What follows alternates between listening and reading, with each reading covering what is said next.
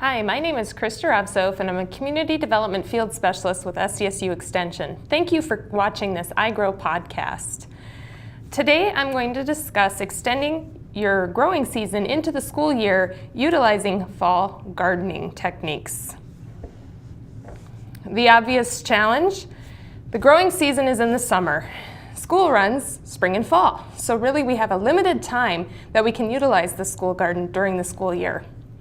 Additionally, we have early frosts in South Dakota, also shrinking that time that we can utilize the garden in the fall.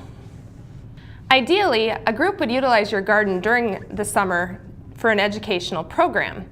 During that time, they could plant and they could harvest and keep the garden going during the off-season. The group would likely need to plant crops starting in July for a fall harvest. But also consider doing some planting once students get back in the fall. There are several cool season crops that have a short growing season that could be planted in late August and still be allowed to harvest in the fall before the heavy frosts set in. Suitable garden crops include things like beans and beets, broccoli, carrots, cabbage, kale, kohlrabi, lettuce, radishes, spinach, and turnips, just to name a few. All of these crops are considered cold season crops except for snap beans. These will be killed in a frost, so they need to be planted early enough in July so that they can grow and then be harvested before the frost sets in. The rest of these, though, will tolerate a light frost. Some of the crops, such as beans and Brussels sprouts, carrots, kale, parsley, and spinach, will actually tolerate really cold temperatures down to 26 degrees. The rest will survive temperatures ranging from 26 to 31 degrees. At that colder end, their foliage may be burned somewhat, but it will not kill the plant.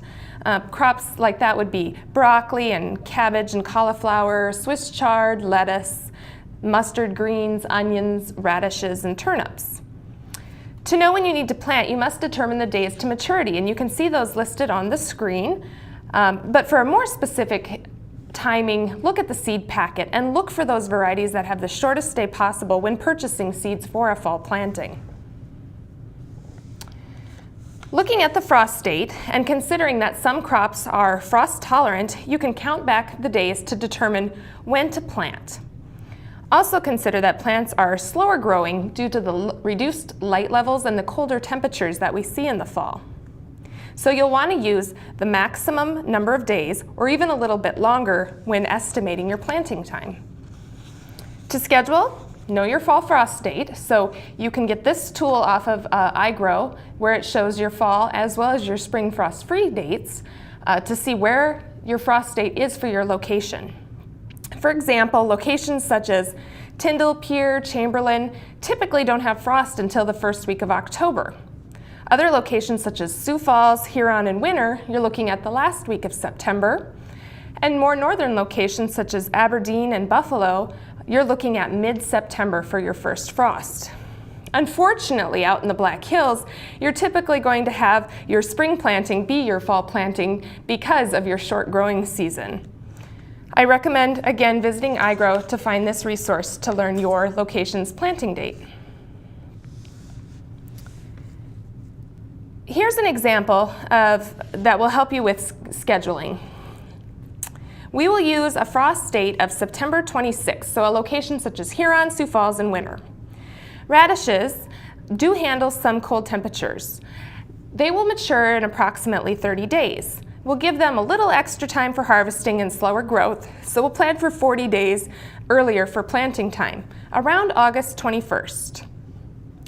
Keep in mind that this is somewhat of a good educated guess. We never know what the fall is going to be like. Sometimes it's cold and cool all fall, and sometimes we have a frost and then it warms up again. Finally, I'll mention that you can also use frost protection to extend your season. Something such as a cloth or a cover can be used to trap the heat from the soil around the vegetables and add protection during the night. For more information on that, I suggest that you view our iGrow podcast on frost protection. If you have any questions on this or other local food system topics, feel free to contact me or visit iGrow.org for more information. Thank you again for watching this iGrow podcast.